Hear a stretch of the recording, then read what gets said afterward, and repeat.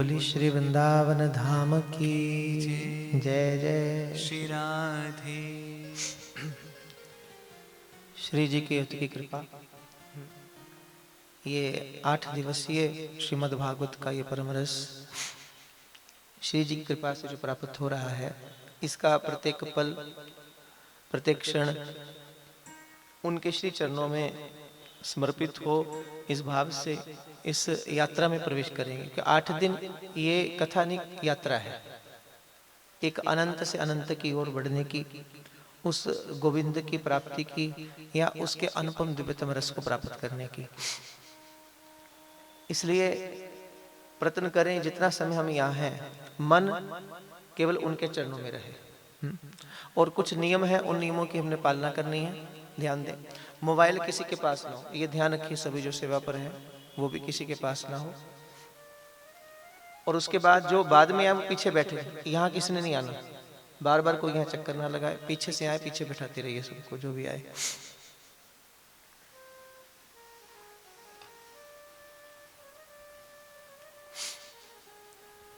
मंदिर के पट कितने बजे खुलते हैं?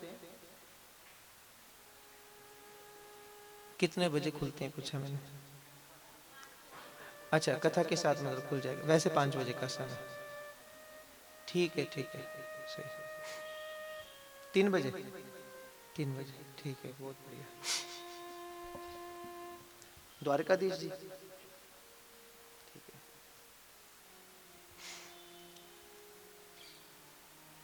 देखिए, भागवत का जो दिव्यतम रस है, भागवत के महात्म्य के प्रथम अध्याय में सूजी महाराज कहते हैं कि जन्मांतरे भवेत पुण्यम तदा भागवत लभेत। जब अनंत अनंत जन्मों के पुण्य कर्म उदय होते हैं तब हमें भागवत की प्राप्ति होती है। लेकिन किस प्रकार के पुण्य कर्म उदित होते हैं जब भागवत मिलती है? हमारे जीवन के देखो, कितने भी पुण्य कर्म उदित हो जाएं, हमारे कितने भी प्रयास सफल हो जाएं, लेकिन पुण्यों के उदय होने से हमें संसार की प्राप्ति होती है। हमें धन मिलेगा, हमें ऐश्वर्य मिलेगा, पद प्रतिष्ठा की प्राप्ति हो जाएगी, मान सम्मान की प्राप्ति हो जाएगी। लेकिन पुण्यों के उदित होने से भागवत मिलेगी ऐसा नहीं है। भागवत रूपी महाप्रसाद की प्राप्ति किसी प्रकार के पुण्य के उदित होने से नहीं है। तो फिर कौन सा विशिष्ट पुण्य ऐसा है जिसके उदित होने से भागवत की प्राप्ति हो जाएगी? इस ओर थोड़ा सा ध्यान दीजिएगा, क्योंकि सूजी महाराज कह रहे हैं कि जन्मांतरे भवेत पुण्यम तदा भागवतम लभेत। जन्मांतरे, जन्म जन्म के पुण्य उदय हुए और फिर भागवत रूपी सत्संग की प्राप्ति हो गई। फिर सहज ये कृपा हुई, ये कृष्ण कथा रूपी महाप्रसाद की प्राप्ति हमें जीवन में हो रही है। लेकिन किस प्रकार का पुण्य? किस प्रकार का पुण्य? कि जाने अनजाने में कभी किसी साधु की सेवा की, किसी संत का संग किया और संत की कृपा प्राप्त हुई, किसी चाहे जानकर चाहे अनजाने में आप कभी किसी अनुरागी संत के करीब बैठे, संत का आशीर्वाद मिला, संत के चरणारविंदों की सेवा की, किसी संत के प्रति किसी प्रकार का भाव पैदा हुआ, कोई सद्विचार पैदा हुआ साधु की सेवा करने का, संत की सेवा करने का, तो उस साधु की, उस संत की सेवा का जो परम फल है वो कथा रूपी सत्संग, वो भागवत रूपी परम कृपा की प्राप्ति है। किसी प्रयास से नहीं, किसी पुण्य से नहीं। हम कितने कितने पुण्य करते रहे, कितना प्रयास करते रहे, मैं फिर कहूं प्रयास से संसार मिलेगा, कथा नहीं मिलेगी। तो फिर कथा की प्राप्ति कब है? गुरबाणी कह रही है, एक को ओंकार सतगुरु प्रसाद।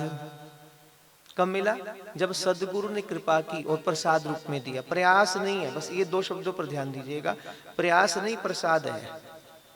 प्रयास केवल आपको संसार की ओर लेकर जाएगा, और प्रसाद, क्योंकि मान लो आज आप सत्संग सुनेंगे, आज आप 8 दिन की इस यात्रा में सम्मिलित होंगे, तो पीछे कोई बहुत बड़ा प्रयास नहीं छिपा हुआ कि आपने कोई बहुत बड़ा प्रयोजन किया, आपने कुछ धन एकत्रित किया। वो सब व्यवस्थाएं हैं, ध्यान दीजिए, वो सब व्यवस्थाएं हैं। लेकिन मूल के अंदर जब भी आप अनुभूति करेंगे संतों के माध्यम से, भक्तों के माध्यम से, तो एक बात स्पष्ट हो जाती है कि इस सत्संग की प्राप्ति कब हुई, किस वक्त हुई?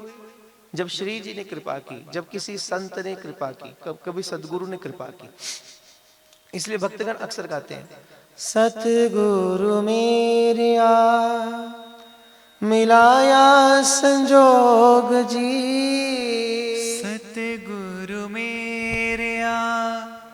मिलाया संजोग जी, दुख कटे सारे मेरे, दुख कटे सारे मेरे, होइया निरोग जी, जन्म जन्म दिया, जन्म जन्म दिया, कटियां बीमारियां जदों तेरे नाम दिया, जदों तेरे नाम दिया, जदों तेरे नाम दिया, जदों तेरे नाम दिया, चढ़िया खुमारियां किथों ने रंगाइया अखां, पुछ दिया सारियां जदों तेरे नाम दिया, जदों तेरे नाम दिया,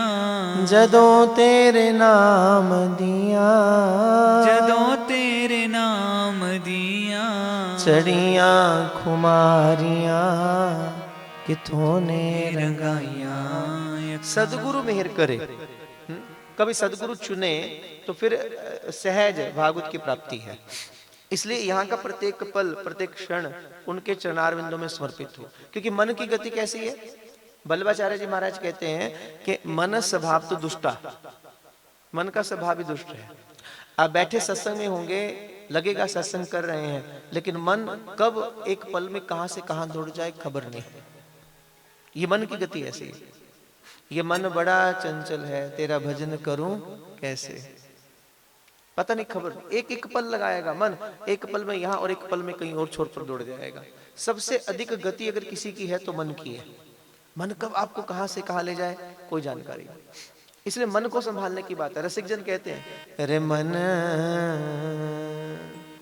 वृंदाविपन निहार। बात तन की नहीं, बात मन की हुई है कि है मन तू वृंदाविपन में रहे। क्यों? वृंदावन सीमा से बाहर, वृंदावन सीमा से बाहर, हरि को नाही निहार। रे मन, रे मन, रे मन, रे मन, वृंदाविपन निहार। रे मन, रे मन, वृंदाविपन निहार। अरे मन तू वृंदावन में रहे। क्यों? वृंदावन सीमा से बाहर हरि को नाही निहार। रसिक जन स्पष्ट कहते, वृंदावन की सीमा से बाहर गोविंद है ही नहीं। वृंदावन की सीमा से बाहर हरि है ही नहीं। इसलिए मन तू वृंदाविपन निहार, वृंदावन सीमा से बाहर हरि को नाही निहार। इसलिए हमारे हरिराम व्यास जी कहते हैं, बोले वृंदावन से बाहर आप जितना भजन करते हैं उतना वृंदावन में आकर सो जाइए, वो ज्यादा श्रेष्ठ है। इसका अर्थ ये नहीं कि वृंदावन में जाओ और जाके सो जाओ। इसका अर्थ ये है कि अगर वृंदावन में सोने की इतनी महिमा है तो वृंदावन में जाकर भजन करने की कितनी महिमा होगी, वो कितना श्रेष्ठ होगा। इसलिए वृंदावन जाइए और खूब, महाराज आज भी जाइए वृंदावन में। आज प्रथम दिवस है, थोड़ा महात्म्य का दिवस है, महिमा, थोड़ी इंट्रोडक्शन होती है, थोड़ी भूमिका तैयार होती है। भागवत तो सप्ताह है 7 दिन के अंदर, लेकिन अष्ट दिवस क्यों? क्योंकि प्रथम दिवस कुछ इंट्रोडक्शन हो जाए, कुछ आप वहां अनुभूति कीजिए, कुछ हम अनुभव करें, और फिर थोड़े वृंदावन की महिमा का जिक्र हो, ताकि चित्त की भूमि वृंदावन बन जाए। क्योंकि जहां वृंदावन है वहीं श्री ठाकुर जी विराजमान है। इसलिए संतों ने संकेत किया, मन को वृंदावन बनाइए, अपने चित्त को वृंदावन बनाइए। क्योंकि जैसे चित्त वृंदावन हुआ तो उसी वक्त श्री बांके बिहारी वृंदावन में प्रतिष्ठित हो जाएंगे, अवस्थित हो जाएंगे। इसलिए अपने चित्त को, अपने मन को वृंदावन, मन की ओर संकेत है। हरिराम व्यास जी तो स्पष्ट कहते, बोले बैठ भरोसी कुंवरी के सोबत पाम पसार। बोले मैं वृंदावन में आनंद से महाराज सो रहा हूं। क्यों? कारण क्या है? क्योंकि मूल में ध्यान दीजिए कि कारण सोना नहीं है, कारण कुछ और है। उससे पहले जाइए जहां हरिराम व्यास कहते हैं कि बैठ भरोसे कुंवरी के, मैं श्री राधा रानी के भरोसे। विश्वास किसका? श्री जी का भरोसा है। मुझे दृढ़ अनुराग है उनके चरणों के प्रति, मुझे दृढ़ आस्था है उनके चरणों के प्रति। श्री जी मेरे अंग संग है, और जब श्री जी कृपा करें ध्यान दीजिए, अनंत अनंत ब्रह्मांड, अनंत कोटि ब्रह्मांड, और अनंत कोटि ब्रह्मांड के जो जीवन देने वाले हैं वो कृष्ण हैं। अनंत कोटि ब्रह्मांड को जो जीवन देते हैं वो कृष्ण हैं। अनंत कोटि ब्रह्मांड को जो आनंद देते हैं वो श्री कृष्ण है। लेकिन कृष्ण को जो जीवन देती हैं वो राधा रानी जी हैं। कृष्ण को जो आनंद प्रदान करती हैं वो हमारी राधा रानी जी हैं। इसलिए श्री जी की कृपा के बिना नहीं। मूल में आप देखेंगे तो श्री जी की अनुकंपा, श्री जी की अनुभूति, श्री जी की अनुग्रहता आप प्रत्यक्ष अनुभव करेंगे। सकल विश्व के देवता, संत, महात्मा गण श्री कृष्ण की चाकरी करते हैं। वो कृष्ण किसकी चाकरी करते हैं? वो श्री राधा रानी जी की चाकरी करते हैं।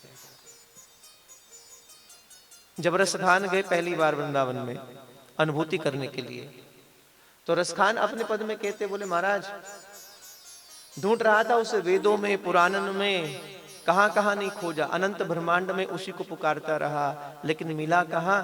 जब मैंने वृंदावन में प्रवेश किया और वृंदावन में सेवा कुंज में प्रवेश किया तो क्या देखा? वह लौटत राधिका पायन।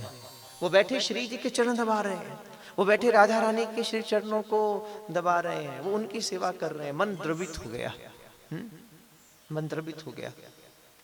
इसलिए एक बात अनुभव कीजिएगा, जिन पलों में बैठकर आप ये मत सोचिएगा कि श्री कृष्ण की लीला, भगवान की कथा किसी द्वापर की क्रिया है या द्वापर में हुई है या किसी और युग में हुई है, नहीं। जिन पलों में बैठकर आप लीला कथा श्रवण कर रहे हैं, अनुभव करें, ये उन्हीं पलों के अंदर घटित हो रही है। वर्तमान है, सब लाइव चलेगा यहाँ। सुखदेव परीक्षित से कहते हैं, परीक्षित ध्यान दीजिएगा, कृष्ण कथा सुनती नहीं है, कृष्ण कथा दिखती है। जैसे जैसे आप अनुभव करेंगे आपके सामने प्रत्यक्ष वो नजर आएगा, आपको वो लीला की अनुभूति होगी। इसलिए केवल बैठिए और मन को केंद्रित करें, क्योंकि बात मन की है, फिर कहूं। इसलिए प्रथम दिवस है, थोड़े नियम आप ध्यान दीजिएगा। नियमों की चर्चा भी करेंगे, थोड़ी अनुभूति करेंगे, थोड़ी भूमिका तैयार करेंगे, थोड़ा आप मुझे समझेंगे, थोड़ा मैं आपको समझूंगा। फिर उस समझ के अंदर थोड़ा सा भागवत प्रतिष्ठित होगी, ताकि कल हम आज भूमिका तैयार करके कल भागवत में प्रवेश कर पाए। आज प्रथम दिवस है, क्यों? इसलिए जहां बैठे, जहां स्थान मिले, ध्यान दीजिएगा। प्रथम नियम यही है, आप लोग पंक्तिबद्ध बैठिए, जो बाद में आए पीछे होकर बैठिए, आगे आने की चेष्टा नहीं करनी। मोबाइल हो सके ये 3.5 घंटे बंद कर दो, ना ही लेकर आओ तो अच्छा, घर में छोड़कर आइए। मोबाइल बिल्कुल नहीं लेकर आना, क्योंकि सत्संग का अर्थ क्या है कि जितने समय हम यहाँ बैठे हैं उतनी देर हमारा मन श्री कृष्ण चरणों में अर्पित हो। हम थोड़ी देर के लिए संसार को भूलें, संसार विस्मृत हो और हमारी स्मृति में श्री कृष्ण अवस्थित हो जाएं। संसार को विस्मृत करना है, कृष्ण की स्मृति मन में प्रगाढ़ करनी है, तो सबसे बड़ा संसार तो हम साथ में लिए घूमते, मोबाइल होता है कि नहीं? इससे बड़ा संसार साथ में, सारी दुनिया को अपनी जेब में लेकर घूमते हो महाराजा। कम से कम 3.5 घंटे के लिए मोबाइल को घर छोड़कर आइए। नहीं इसके बिना रहा जाता तो फिर स्विच ऑफ करके बैठिए, ताकि कम से कम 3.5 घंटे आप तंग ना हो, ताकि कनेक्शन थोड़ा संसार से हटे और उतनी देर के लिए हमारे मन मंदिर की स्मृति में श्री वृंदावन विपिन बिहारी प्रतिष्ठित हो जाए। जहां बैठे बस मन को केंद्रित करें वहां। ये मन बड़ा चंचल है, तेरा भजन करूं कैसे। ये मन बड़ा चंचल है, तेरा भजन करूं कैसे। अच्छा एक बात और ध्यान दीजिएगा, आप मेरे साथ गुनगुनाएंगे तो आपको आनंद बहुत आएगा। और एक बात और अनुभव करना, भरी सर्दी में गर्मी का एहसास। बाहर सर्दी पड़ रही है और भागवत आपको अंदर से गर्मी देगी, प्रोटेक्शन देगी आपको, तो उसका अनुभव करते चलिए। हमारा ठंड नहीं लगेगी, ये शोलों से हाथ बाहर निकाल लो, फर्क नहीं पड़ेगा आपको। थोड़ी ताली की सेवा करते रहे, मेरे साथ गुनगुनाना, अपने आप थोड़ा अंदर से एनर्जी मिलेगी आपको। ये मन बड़ा चंचल है, तेरा भजन करूं कैसे। ये मन बड़ा चंचल है, मेरे साथ गाइए, तेरा बजा लो साथ भजन में, करूं हल्का हल्का। कैसे। गर धूल जो मिल जाए, सच कहती हूँ श्यामा, सच कहती हूँ श्यामा, जीवन ही बदल जाए राधे तेरे चरणों की, राधे इस जीवन की बस एक तमन्ना है, राधे इस जीवन की बस एक तमन्ना है, तुम सामने हो मेरे, तुम सामने हो मेरे, मेरा दम ही निकल जाए, श्यामा तेरे चरणों की, राधे तेरे चरणों की। इसलिए मन श्री जी की कृपा से वहां हो। देखो भागवत में 3 चीजें आपको मिलेंगी। प्रथम दिवस है, थोड़ा सूत्रों को समझिएगा। सर्वप्रथम अर्पण, तर्पण और समर्पण, ये 3 चीजें आपको यहाँ 8 दिन में प्राप्त होंगी। अर्थ क्या है? अर्पण माने तर्पण और समर्पण का अर्थ क्या है, भेद क्या है? अर्पण का अर्थ होता है कि अपने में से कुछ देना, वो क्या है? अर्पण। हमारे पास बहुत कुछ है, कुछ हमने दान दक्षिणा दे दिया, किसी को साथ दे दिया, किसी के लिए कुछ मदद कर दी, तो वो अपने में से कुछ दे देना, ये अर्पण है। जैसे कथा है, कथा रूपी जो प्रसाद है, कोई चाहे तो कहीं एकांत में बैठकर भी ले सकता है, लेकिन सबको निमंत्रण दिया गया, सबको सूचित किया गया, सब लोग आइए इसका आनंद लें, भागवत रूपी महाप्रसाद है, सब अनुग्रहित हो जाएंगे। तो फिर वो क्या हुआ, जो आनंद हमें मिलना था, किसी एक को मिलना था, उस आनंद को प्रसारित कर दिया गया, उस आनंद को बांट दिया गया। वो अपने उसमें से कुछ हिस्सा दूसरों को भी दिया गया। जैसे आप लोग आए, आपको जो आनंद मिला, आप आगे गए, सूचना दी, किसी को बुलाया, तो जो आनंद खुद मिलना चाहिए था उसे हमने बांटा, अपने में से कुछ हिस्सा दूसरे को भी दिया। आप यहाँ सुनकर गए, सुनकर घर जाकर बैठे, जो क्यों मिला उसे सुनाया, आज मैंने ये सुना, आज ऐसी लीला थी, आज ठाकुर जी का ये अनुग्रहिता थी, आज ठाकुर जी का ये महाप्रसाद मिला, तो आप बांटने लगे, अपने में से कुछ हिस्सा आप देने लगे। तो वो क्या? अर्पण।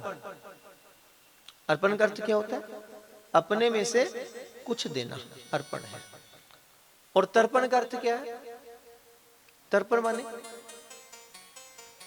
अपनों को कुछ देना, अपने में से कुछ देना अर्पण है, और अपनों को कुछ देना वो क्या है?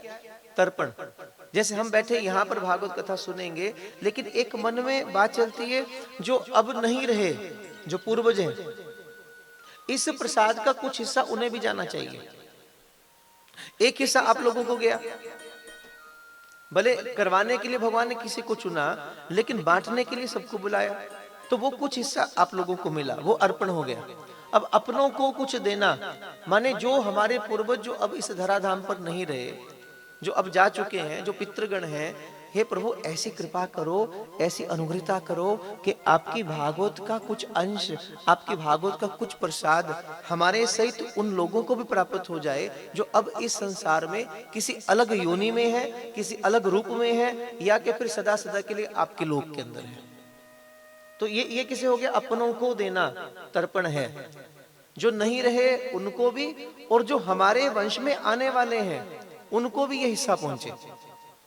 केवल उनको नहीं जो नहीं रहे, बल्कि जो हमारे वंशज होंगे, जो अभी कुछ समय बाद आएंगे, हम नहीं जानते वो कौन है, हम नहीं जानते कौन सी आत्माएं फिर से हमारे घर में प्रतिष्ठित होंगी, हमारे घर में अवस्थित होंगी, लेकिन इतना जानते हैं करुणानिधि आप अपनी करुणा का, अपनी कृपा का, अपने इस प्रेम रूपी प्रसाद का कुछ अंश आप उनको भी दीजिए, जो हमारे कुल में आने वाले हैं। जो नहीं रहे उनको भी, जो आएंगे उनको भी, जो हैं उनको तो दीजिए, उनको तो प्रसाद मिले। तो अपनों को कुछ देना वो क्या हो गया? तर्पण। अपने में से कुछ देना वो क्या है? ऊंची बोलो, ऊंची बोल लो। अर्पण। अपनों को कुछ देना तर्पण, वो क्या है? तर्पण। और तीसरा क्या है? समर्पण। समर्पण का अर्थ क्या होता है? अपने को ही देना, अपने को ही प्रदान कर देना। मेरा मिज में किछ नहीं, ये क्या है? समर्पण। मेरा मिज में किछ नहीं, जो किछ है सो तेरा, और तेरा तुझको सौंप के प्रभु क्या लागे है मेरा। अपने को ही प्रदान कर देना, अपना सब कुछ उनका हो जाना, आती जाती हर श्वास के ऊपर प्रियतम का नाम अंकित हो जाना। ऐसी अवस्था अपने चित्त की, अपने मन की, अपनी आत्मा की, कि रोम रोम डूब जाए प्रभु के रस के अंदर। प्रभु अब मेरा कुछ नहीं है, सब आप है। एक ऐसी उच्च अवस्था, यही भक्ति का रूप है। ध्यान दीजिएगा, भक्ति सूत्रों में नारद जी महाराज से प्रश्न किया गया कि गुरुदेव बताइए भक्ति का प्रारूप क्या है, भक्ति है क्या, भक्ति है क्या? तो नारद दो चरणों में बात करते हैं। सर्वप्रथम कि अपने समस्त प्रकार के कर्मों को, भले वो मन से हो, वचन से हो, या किसी प्रकार का और कर्म हो, समस्त कर्मों को श्री कृष्ण के चरणों में अर्पित करना। समस्त कर्मों को कृष्ण के चरणों में अर्पित करना, ये प्रथम प्रारूप है भक्ति का, कि भक्त का प्रत्येक कर्म अपने श्री प्रिया प्रीतम के चरणों में समर्पित होता है, उनके चरणों में अर्पित हो जाता है। और दूसरा चरण क्या है कि अगर एक पल के लिए भगवान विस्मृत हो जाएं, अगर एक पल के लिए भी श्री कृष्ण अंतर मन से विस्मृत हो जाएं, तो वो एक पल जीव को इतना व्याकुल कर दे, इतना तड़फा दे कि जैसे अभी प्राण छटपटाकर निकल जाएंगे। ऐसी अवस्था जीव की हो जाए। जैसे मीन को आपने जल से बाहर निकाला, मछली को जल से बाहर निकाला, जल से बाहर निकलते छटपटाने लगी, व्याकुल हो गई, और अब कुछ पल के लिए अगर जल ना मिले तो मछली के प्राण पखेर उड़ जाएंगे। बोले ऐसी अवस्था, शुद्ध अवस्था एक जीव की हो जाए। किसके बिना? कृष्ण के बिना, प्रीतम के बिना।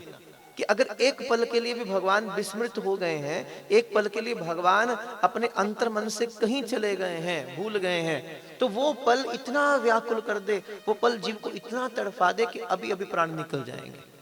ये दो प्रारूप में नारद ने भक्ति सूत्रों में भक्ति की चर्चा की है।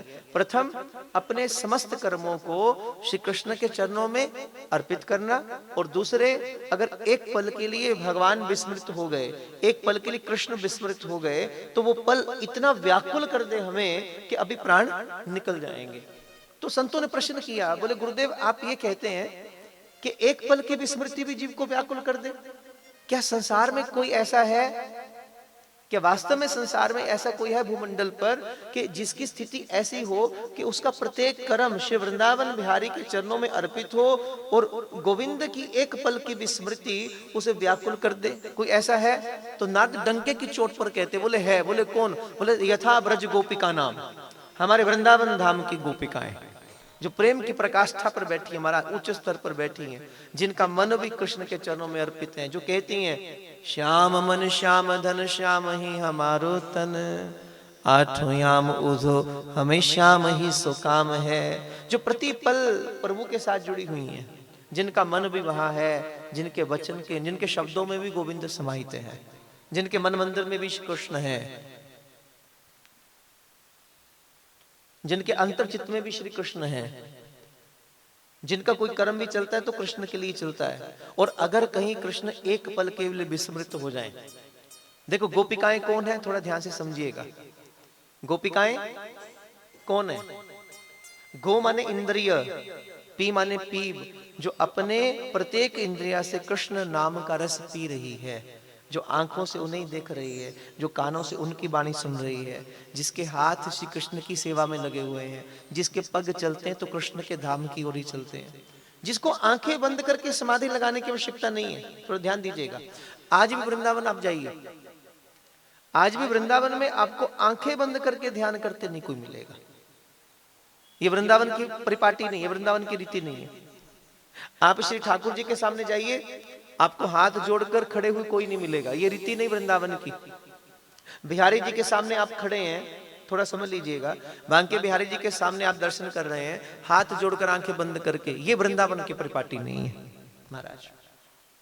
रसिक जन टोक देंगे आपको, किस लिए हाथ क्यों नहीं जोड़े जाते? देखो मेरी समझ में जो आता है कि हमारा ठाकुर चाहता ही नहीं है कि उनके सामने कोई आके हाथ जोड़े।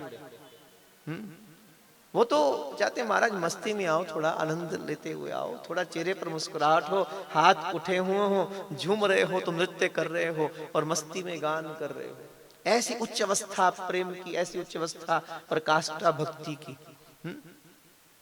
आज भी जाइए, आपको माले आजोली लेकर प्रदक्षिणा करते आपको सब मिलेंगे। रसना पर श्री कृष्ण का नाम होगा, विहार कर रहे होंगे कृष्ण वाणी के अंदर, व्यक्ति झूम रहा होगा, भक्तगण गा रहे होंगे, लेकिन आंखें बंद करके।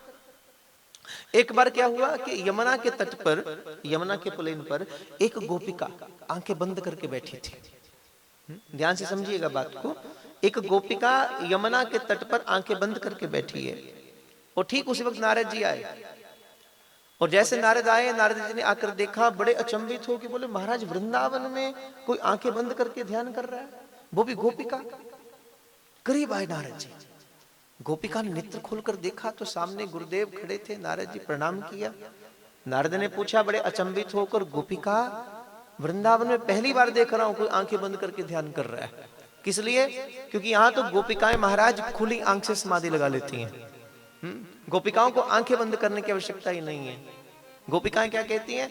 लाली तेरे लाल की तित देखूं तित लाल, और लाली जो देखन मैं गई फिर मैं भी हो गई। रंगी गई जो गोपिकाएं, जिनको आंखें बंद करके समाधि लगाने की आवश्यकता है ही नहीं, खुली आंखों से जागृत है जो, वो गोपिका है। प्रेम की प्रकाष्ठा, प्रेम की उच्च ध्वजा जहां लहरा रही है, वो गोपिका है। नारद जी ने देखा, बड़े अचंभित, बोले गोपिका पहली बार देख रहा हूं कि वृंदावन में कोई आंखें बंद करके ध्यान कर रहा है। अरे तू किसको याद कर रही है? तू आंखें बंद करके अंतर मन में किसकी छवि को निहार रही है? इतनी बात सुनी तो गोपिका के नेत्र भर आए। बोले गुरुदेव निहार नहीं रही हूं। बोले फिर क्या कर रही है? बोले वो नंद का छोरा है ना, नंद नंदन, उस बांके बिहारी ने अपनी अदाओं से, अपनी भ्रिकुटी से, अपनी अलकन से, पलकन से, अपनी चितवन से ऐसा मदहोश कर दिया महाराज, होश ही नहीं रहती है। कोई काम धंधा हम कर नहीं पाती, संसार का काम काज हमसे होता नहीं है, हर वक्त उसकी स्मृति बनी रहती है। घर गालियां अलग पड़ती हैं, सासू अलग ताने देती है, संसार अलग सुनाता है। हम तो यहाँ आई हैं यमुना के तट पर, आंखें बंद करके लिए इसलिए बैठी हैं कि कम से कम कोई एक पल ऐसा आए वो नंद नंदन हमारी स्मृति से चला जाए। हम तो इसलिए आंखें बंद करके बैठी हैं कि एक पल तो आए कि कम से कृष्ण की विस्मृति हो जाए। अब ध्यान दीजिए, हम लोग आंखें इसलिए बंद करते हैं कि कोई एक पल ऐसा आए कृष्ण हमारे अंतर में समाहित हो जाए, कोई एक पल ऐसा आए कृष्ण की झलक दिख जाए, श्री प्रिया प्रीतम का विहार दिख जाए, श्री नंद नंदन मुस्कुराते हुए झलक दिख जाए। हम इसलिए आंखें बंद करते हैं। और वृंदावन की गोपिका इसलिए नेत्र बंद करती है कि कोई एक पल के लिए भगवान विस्मृत हो जाए, बस यही वेद है। बोले वृंदावन धाम की। ये गोपिकाओं की प्रकाष्ठा है। तभी नारद डंके की चोट पर कह रहे हैं, यथा ब्रज गोपिका नाम, हमारे वृंदावन की गोपिकाएं महाराज प्रेम की प्रकाष्ठा पर बैठी हैं, उच्च अवस्था पर। और ये स्पष्ट समझ लीजिएगा, क्योंकि आज प्रथम दिवस है, फिर को वृंदावन की महिमा का थोड़ा जिक्र करते हैं। वृंदावन की महिमा, रसिक जन कह रहे, रे मन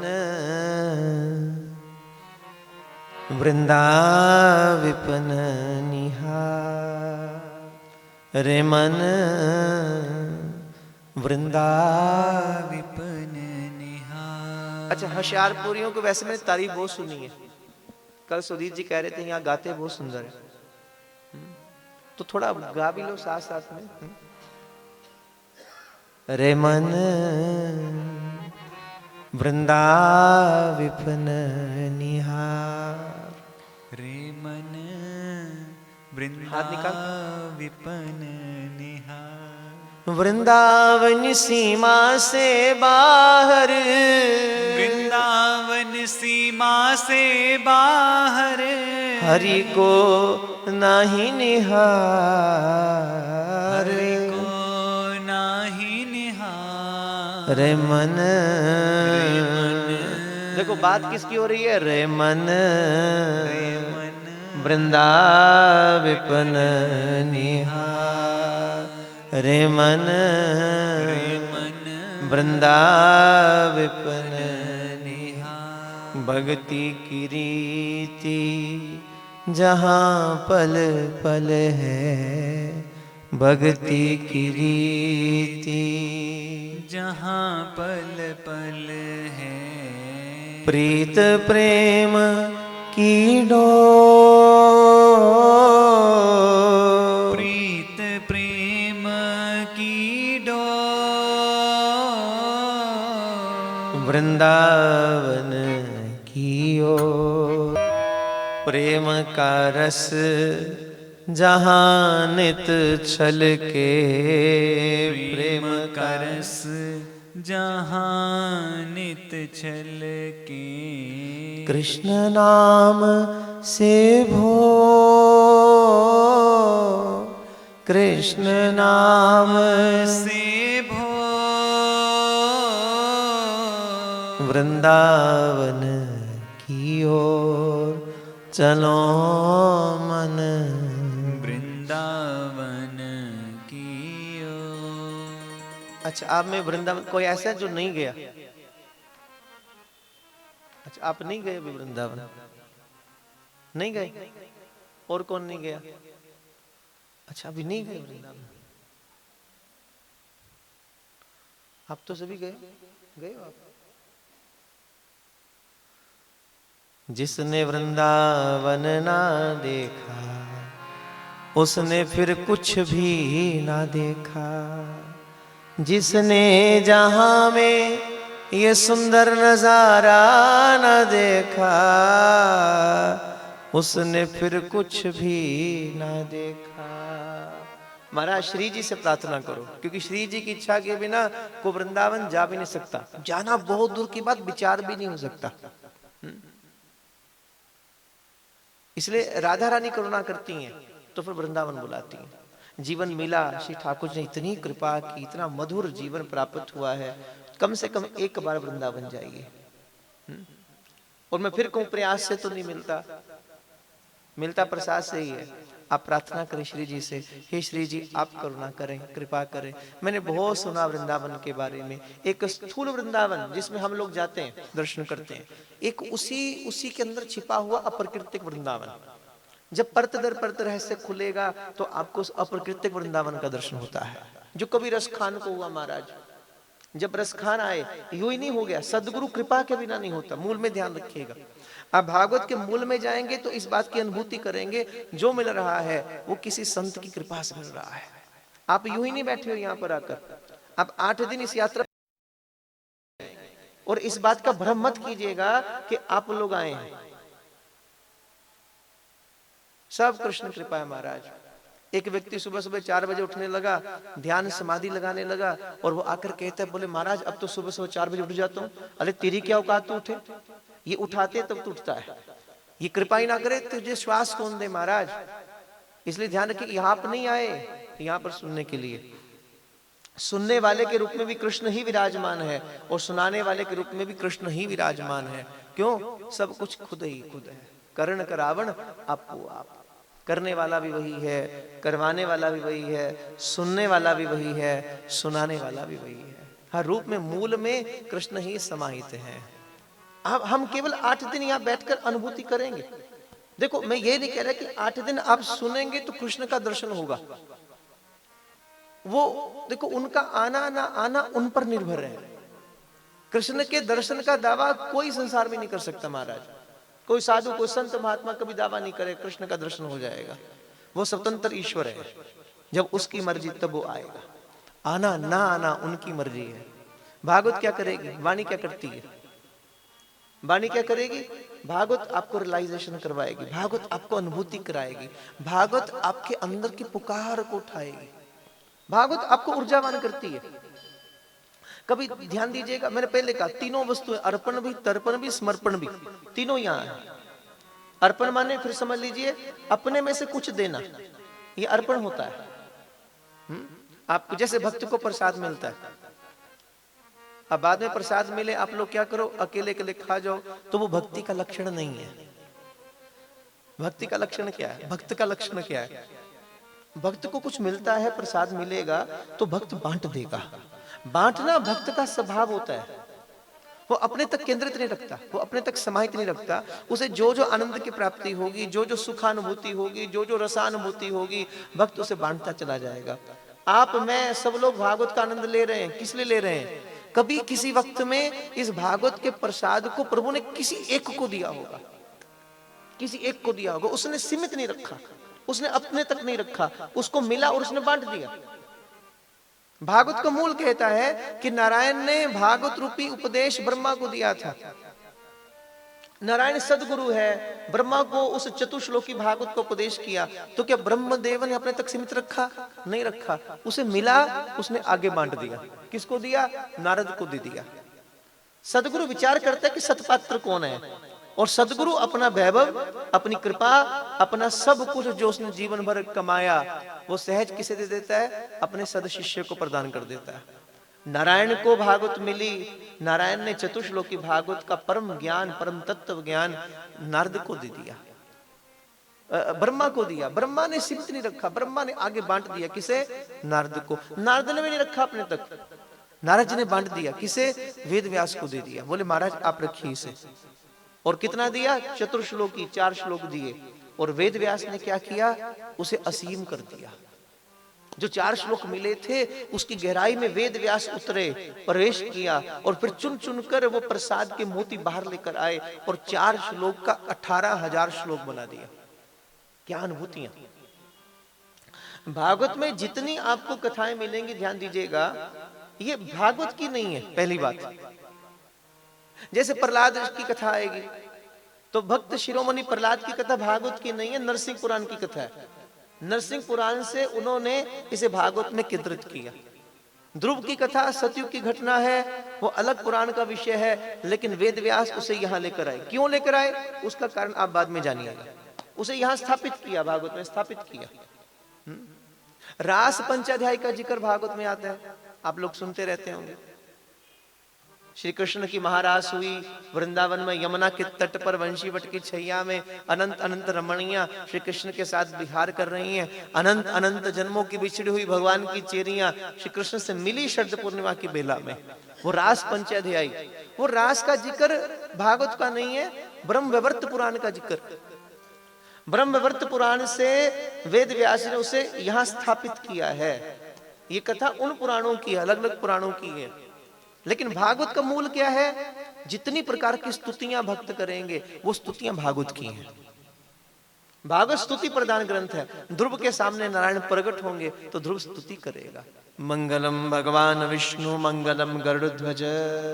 वो स्तुति किसकी है? वो ध्रुव की है, वो भागवत की है।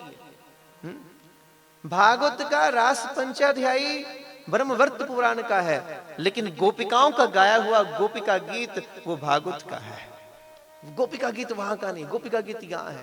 प्रहलाद जो स्तुति करेंगे वो भागवत की है। विषम पितामह जो स्तुति करेंगे, इतिमति रूप कल्पिता वितृष्णा, वो किसकी है? वो भागवत की है, वो किसी और पुराण का विषय नहीं है। वो स्तुतियां, स्तुति माने जो अंदर का भाव अपने प्रभु के लिए समर्पित हुआ, वो सब भागवत का रहस्य है। इसलिए ध्यान दीजिए, कथा किस लिए है? ये मनोरंजन का विषय नहीं है। पहली बात, 8 दिन आप मेरे पास कोई कहानी सुनने के लिए नहीं आएंगे, 8 दिन आत्मा को जागृत करने के लिए आएंगे। भागवत आपको ऊर्जावान करेगी, ऊर्जावान। भागवत आत्मा के रंजन का विषय है। गोपिकाएं कहती है ना, गोपिका गीत के 9वें श्लोक में गोपिकाएं गा रही हैं। गोपिका गीत के 9वें श्लोक में गोपिकाएं क्या कह रही है? तब कथा अमृतम, हे गोविंद आपकी कथा अमृत रूप है, आपकी कथा अमृत स्वरूप है। तप्त जीवनम, हमारे तप्त जीवन को तृप्त कर देती है। कभी भ्रीडितम कलम शापहम, कलिकाल के दूषित प्रभाव को छिन्न भिन्न करके रख देती है हमारा। और सबसे विशिष्ट बात जो गोपिकाएं कहती हैं, श्रवण मंगलम। ये करती क्या है? केवल श्रवण करने से ये जीव का मंगल कर रही है। आप वाणी को श्रवण करेंगे, सुनते सुनते सुनते सुनते ये आपका मंगल करेगी, आपके जीवन को सुखद करेगी, आपके जीवन में एक रसानुभूति प्रदान करेगी, आपको ऊर्जावान करेगी, ऊर्जावान करेगी। ये भागवत की विशेषता है। आप अनुभव कीजिएगा, चारों युगों में कौन कौन से 4 युग हैं? सतयुग, त्रेता, द्वापर और कलिकाल। और चारों युगों में युद्ध भी था और बुद्ध भी था। लड़ाइयां भी होती रही। और बुद्ध माने कोई ऐसा व्यक्ति भी आया था महानुभावी, जिसने अपनी चेष्टा से, अपने अनुभूतियों से उस ब्रह्म को रिझाया, ब्रह्म की प्राप्ति करी, जिसने निर्वाण की प्राप्ति कर ली, जिसने मोक्ष को हासिल कर लिया। कोई ऐसा बुद्ध भी आया। बुद्ध जब कहूं तो बुद्ध का अर्थ केवल गौतम बुद्ध नहीं है। बुद्ध माने आज तक संसार में वे लोग जिन्होंने निर्वाण को प्राप्त कर लिया, आज तक वो लोग जिन्होंने अनुभूतियां कर ली, जिसने मार्ग तय किया और पहुंच गए मंजिल तक, जिसको गुरु नानक देव जी महाराज वाणी में कहते हैं कि जीव रूपी प्रेयसी अपने परमात्मा रूपी प्रीतम से मिलन करने के लिए आई है। उसका लक्ष्य है ये, उसके जीवन का उद्देश्य है ये। और वो उद्देश्य जब पूर्ण हो गया तो वो कौन हुआ? बुद्ध हुआ। उस स्थिति को बुद्ध कहा जा रहा है। बुद्धम शरणम गच्छामि। जब आप ये शब्द कहते हैं तो इसका अर्थ ये नहीं कि गौतम की शरण में हूं, इसका अर्थ है कि उस व्यक्ति की शरण में जिसने निर्वाण प्राप्त किया, जिसने रसानुभूति कर ली, जिसने पा लिया, जिसने ढूंढ लिया, जिसने खोज लिया, जिसने अपने भीतर में अंतर के घट को खोलकर उस निराकार ब्रह्म की उपासना करते करते उस परम प्रीतम श्री कृष्ण की प्राप्ति कर ली, जिसको कबीर कहते हैं, कबीरा मैं पूरा पाया सब घट साहब डिठा, मैंने पूर्ण पा लिया। अब जिधर देखते हैं वही वही दिखाई देता है। गोपिकाएं जिसे कहती है अपनी भाषा में, जिधर देखा उधर पाई झलक घनश्याम प्यारे की, जो कुछ है रोशनी जग में इसी दिलबर हमारे की। जहां देखती हैं वही वही दिखाई देता है। तो चारों युगों में युद्ध भी है और बुद्ध भी है, राम भी है और रावण भी है। और ये नहीं होता कि जब युद्ध होता है तो राम ही जीतता है। कई बार रावण भी जीत जाता है महाराज, रावण की जीत भी होती है। आप इस भूल भुलैया में मत रहिएगा कि केवल राम ही जीत रहे हैं, रावण भी जीतेगा। जब कथा सुनते सुनते अचानक नींद आने लगे तो समझना रावण जीत रहा है आपका, क्योंकि भीतर दोनों है महाराज, भीतर राम भी है, भीतर रावण भी है। कथा सुनते सुनते जब आनंद आने लगे, फिर उस आनंद में कहीं कहीं मन आपको वहां से दौड़ाकर संसार की ओर लेकर चले, समझना आपका रावण जीत रहा है। थोड़े सचेत हो जाना, दोनों है आपके अंदर, राम भी जागेगा और रावण भी। और देखना यह है कि आपका कौन जागृत अधिक हो रहा है। कथा क्या करती है, भागवत क्या करती है, आपके भीतर के राम को जागृत कर रही है, आपके भीतर के कृष्ण को जागृत कर रही है। लेकिन थोड़ा अपने आप पर निगाह रखना, सेल्फ रियलाइजेशन। आपका कंस जागेगा कि आपका कृष्ण जागृत होगा। पड़ोसी को नींद आने लगे तो कोनी मारकर जगा देना, पर उसे कोनी मारने के बाद ये मत कहना तू सो रहा था। वो कभी नहीं मानेगा, वो मान ही नहीं सकता मैं सो रहा था। बोले नहीं यार, समाधि लग रही थी, अनुभूति हो रही, तूने जगा दिया, अभी अभी मिलने वाला था वो, अभी भी कृष्ण सामने आने वाले थे, मैंने प्रवेश, तूने कोनी मारकर सारा खत्म कर दिया, मत बोलना तू सो रहा था।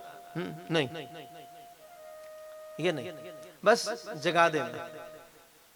ये दोनों मिलेंगे, ध्यान दीजिएगा, दोनों स्तर है। और यहां पर भी युद्ध चल रहा है। चारों युगों में ध्यान दीजिए अलग अलग स्तर का युद्ध था। जब सतयुग था तो उस वक्त दो अलग अलग लोकों में युद्ध था।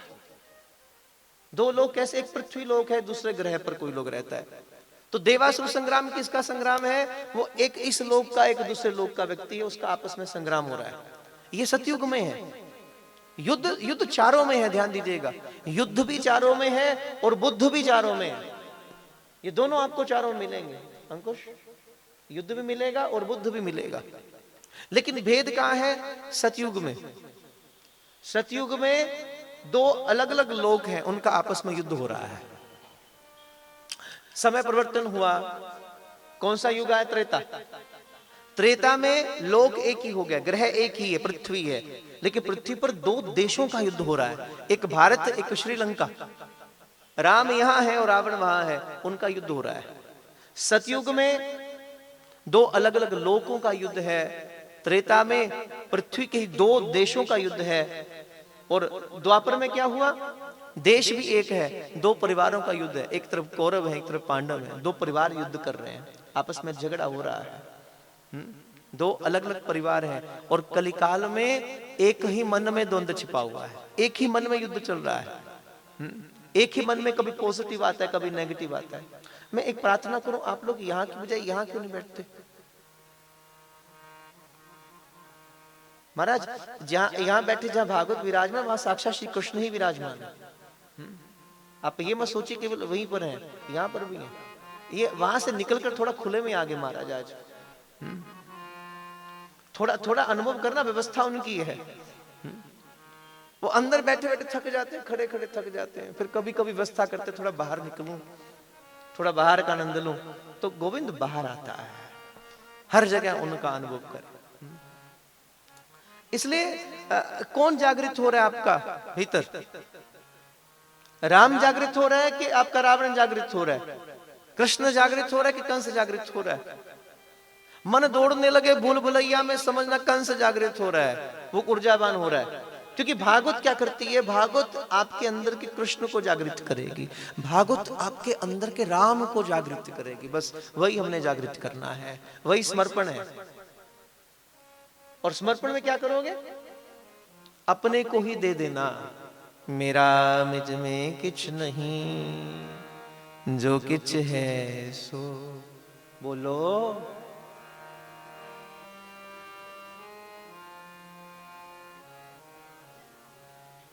मेरा मिज में किछ नहीं, जो किछ है सो तेरा, और तेरा तुझको सौंप के प्रभु क्या लागे है मेरा। और एक बात ध्यान रखिएगा, जैसे आप अपने आप को कृष्ण के हवाले कर देते हैं, जैसे आप अपने आप को कृष्ण को दे देते हैं, उसी वक्त कृष्ण भी अपने आप को आपको दे देते हैं।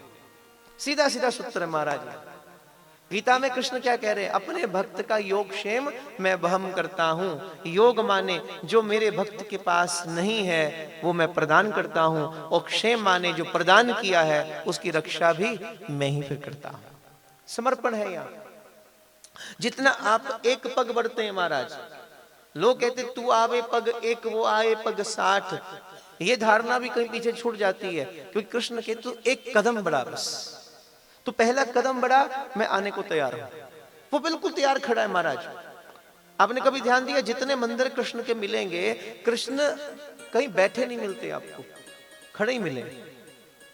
रंगनाथ जी खड़े हैं, श्री बांके बिहारी जी खड़े हैं, राधा वल्लभ जी महाराज खड़े हैं, आपके ठाकुर जी खड़े हैं कि बैठे हैं?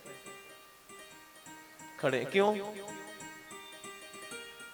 त्रिपति बालाजी खड़े हैं महाराज, बद्री नारायण खड़े हैं, राधा रमन जी महाराज खड़े हैं, गोविंद देव जी खड़े हैं, गोपीनाथ जी खड़े हैं।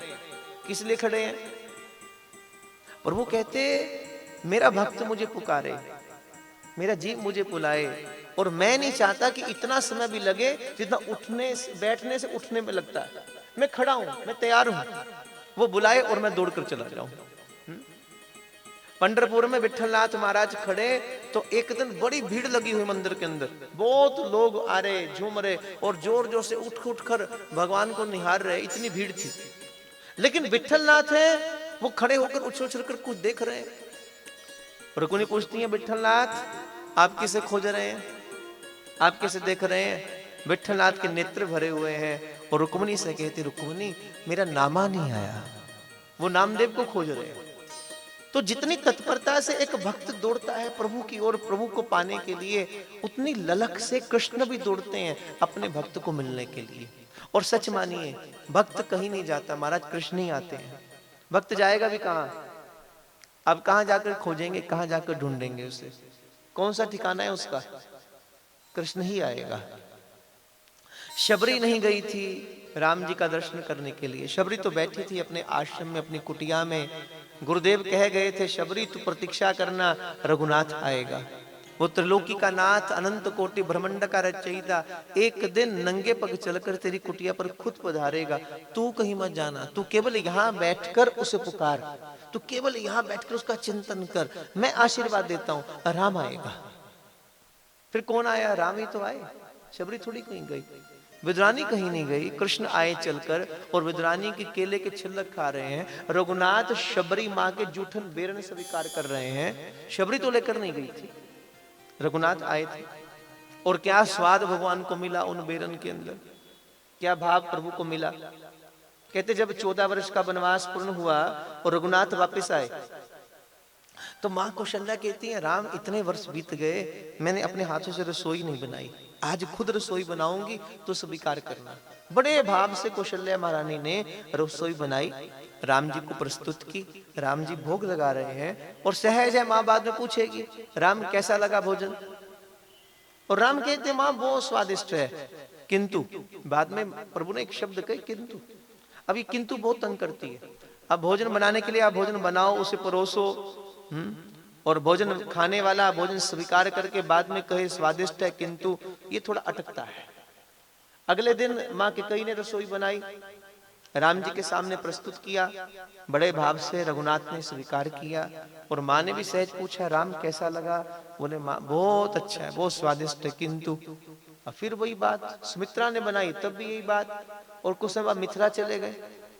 सीताराम सरकार मिथिला पधारे तो माँ सुनंदा ने रसोई बनाई और बड़े भाव से राम जी को प्रस्तुत की। राम जी ने स्वीकार किया और माँ ने भी पूछा राम कैसा लगा रघुनाथ जी। रघुनाथ जी ने कहा माँ बहुत अच्छा है, किंतु अब सीता जी से नहीं रहा गया। और जानकी अम्मा ने पूछा रघुनाथ एक बात बताइए, इतने भाव से सब आपके लिए रसोई तैयार करते हैं, आप बड़े भाव से अन्न से स्वीकार भी करते हैं, लेकिन स्वीकार करने के बाद आप ये स्वादिष्ट कहकर किंतु क्यों बोलते हो, इसका कारण क्या है? रघुनाथ के नेत्र भर आए। रघुनाथ जी ने कहा जानकी सच कहूं? बोले कहिए ना प्रभु।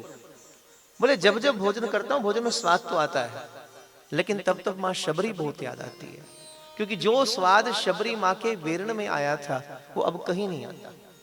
तो भक्त के उन भावों को सहज प्रभु स्वीकार करते हैं, और जो भक्त के भाव में आनंद मिलता है श्री रघुनाथ जी को, वो कहीं और नहीं मिलता, वो सहज वही मिलता है। तभी तो सूरदास कहते हैं दुर्योधन की मेवा त्याग्यो, साग विदुर घर खाई। किस लिए? सबसे ऊंची प्रेम सगाई, सबसे ऊंची प्रेम सगाई। प्रेम के बस अर्जुन रथ हांक्यो, प्रेम के वश अर्जुन रथ हांक्यो, प्रेम के बस अर्जुन रथ हांक्यो, प्रेम के वश अर्जुन रथ हांक्यो। भूल गए ठकुराई सबसे ऊंची प्रेम सगाई। सबसे ऊंची प्रेम सगाई, सबसे ऊंची। आप भी गा लो साथ में, सबसे ऊंची प्रेम सगाई, सबसे ऊंची प्रेम सगाई। समर्पण माने अपने को ही दे देना। जैसे आपने अपने आप को प्रस्तुत किया कृष्ण के चरणों में, उसी वक्त भगवान का स्वभाव है, कृष्ण भी अपने आप को भक्त को समर्पित कर देते हैं। यहाँ भगवान का समर्पण भी है। जितनी ललक भक्त के चित्त में कृष्ण को पाने की, उससे अनंत गुना ललक कृष्ण के मन में भक्त को मिलने की होती है। इसलिए ध्यान दीजिए, 8 दिन आप वाणी सुनेंगे तो वाणी का प्रभाव क्या होगा? वो कृष्ण दर्शन होगा। ये बात छोड़ दो, इसका दावा संसार में कोई नहीं कर सकता महाराज, कोई भी नहीं। वो स्वतंत्र ईश्वर है, आना ना आना उनके अपने हक की बात है। लेकिन हाँ, भागवत सुनते सुनते उसका प्रताप ये होता है कि भागवत आपको ऊर्जावान करेगी, भागवत आपके अंदर के राम को जागृत करेगी। बस अनुभूति आपने करनी है, बैठकर यहाँ रियलाइजेशन आपने करना है कि कौन जागृत हो रहा है, आपका रावण कि आपका राम। बातों में मन कर रहा है, आप बीच में बैठे बैठे आपस में गुफ्तगू कर लेते हो, तो समझना आपका रावण जागृत हो रहा है। लेकिन आपकी चित्तवृत्ति संसार से हटके एकदम कृष्ण चरणों में समाहित हो गई, तो समझना आपका राम जागृत हो रहा है, बस ऊर्जावान। ये इसका प्रताप है, ये भागवत की वाणी का प्रसाद है कि सुनते सुनते भागवत आपको ऊर्जावान कर रही है, आपको समर्पितता के काबिल बना रही है। इसलिए तीनों यहां मिलेंगे। अर्पण भी, ये अर्पण है, अपने आनंद में से कुछ दे रहे हो आप। आपको जो आनंद मिले, आपने जो सुना, जो कमाई की 3.5 घंटे बैठकर, आप गए, आपने सीमित नहीं रखा, जो आपको मिला आपने उस वाणी को सबको प्रदान किया, तो वो क्या अर्पण। जो मिला हमें वो हमने बांटा, वो अर्पण। फिर तर्पण, अपनों को कुछ देना, जो नहीं रहे उन तक भी प्रसाद जाए। हे गोविंद ऐसी कृपा करो, जो हमारे पितर हैं उनको भी आपकी भागवत हमारे माध्यम से कृतार्थ करे, क्योंकि सुन तो आप रहे हैं, लेकिन आपके माध्यम से आपके पितरों तक जाएगी, वो प्रसाद मिलेगा। तो प्रभु ये तर्पण भी हो जाए, माने इसका प्रसाद उन तक भी मिले, मेरे माध्यम से मेरे अंतःकरण में जो आनंद मिल रहा है, मेरे अंतःकरण में जो रसानुभूति हो रही है, ये कुछ रस की बूंदे उन तक भी जाएं जो अब नहीं रहे, जिनके आशीर्वाद से हम लोग संसार में आए। और दूसरा, जो आने वाले हैं, जो हमारे वंशज हैं, जो अभी आगे पीढ़ियां आएंगी, उन तक भी आपका ये प्रसाद पहुंचे। और तीसरा समर्पण, अपने को ही दे देना, कम से कम ज्यादा नहीं महाराज। 24 घंटे में से 3.5 घंटे जो यहां बैठोगे, उतना समय तो अपने आप को दो। मोबाइल बिल्कुल बंद कर दो, ये ध्यान दो मोबाइल लेकर कोई अंदर ना आए, अब बैठे रहो। मोबाइल स्विच ऑफ करके आया करो, या घर रख के, कुछ जरूरत नहीं है, कुछ बिगड़ने वाला नहीं महाराज, आपका बनेगा ही यहाँ पर। इसलिए थोड़ा सा 3.5 घंटे के लिए कनेक्शन थोड़ा खत्म करो संसार से, बाकी के जितने घंटे हैं सब आपके संसार के लिए हैं, जो मर्जी करना। लेकिन यहाँ जितने पल बैठे हो, उतना प्रयत्न करो कि मन की एक एक कणिका श्री कृष्ण के चरणों में समर्पित हो, कम से कम यहाँ तो। क्योंकि मूल ध्यान रखना, जैसे आप बढ़ोगे कृष्ण की ओर, इनका स्वभाव है ये खुद दौड़ते हैं अपने भक्त की ओर, स्वयं जाएंगे। भागवत रस डूबने के लिए एक मिट्टी की मटकी है, और उस मटकी में 9 छेद हैं, और 9 छेद से युक्त मिट्टी की मटकी में अगर आपको जल भरना है तो कैसे भरोगे आप? क्या भर सकते हो? अगर एक छेद भी हो तो क्या जल भरा जाएगा? मिट्टी की मटकी में 9 छेद हैं, मिट्टी की मटकी 9 छेद हैं, और जल भरना हो तो क्या भरा जा सकता है? हाँ के ना?